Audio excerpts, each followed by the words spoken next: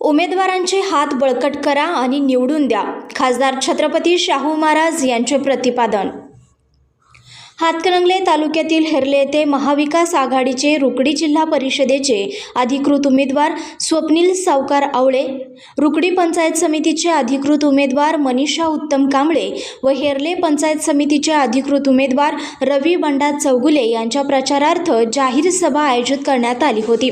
यावेळी थोर महामानवांना पुष्पहार अर्पण करून या सभेची सुरुवात करण्यात आली।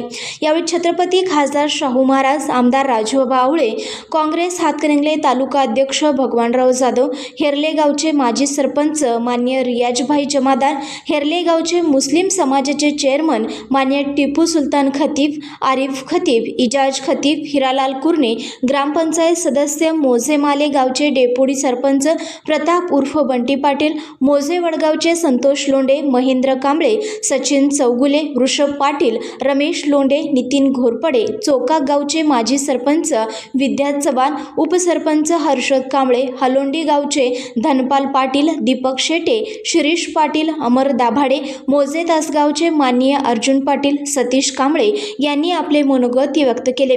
या प्रसंगी रुकडी जिल्हा परिषदेचे उमेदवार स्वप्नील आवळे यांनी आपल्या मनोगतातून हेरलेकरांची मने जिंकली।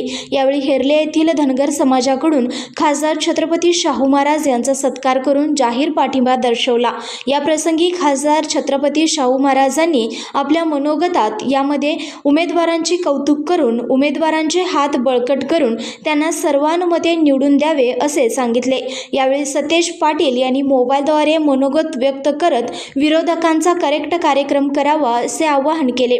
तसेच प्रस्तावना व आभार डेव्हिड लोखंडे यांनी मानले। यावेळी उपमुख्यमंत्री अजित पवार यांना श्रद्धांजली वाहून राष्ट्रगीत गाऊन या कार्यक्रमाची सांगता करण्यात आली। यावेळी सरदार आवळे फाउंडेशनचे सदस्य व पंचकृषीतील आलेले ग्रामस्थ मोठ्या संख्येने उपस्थित होते।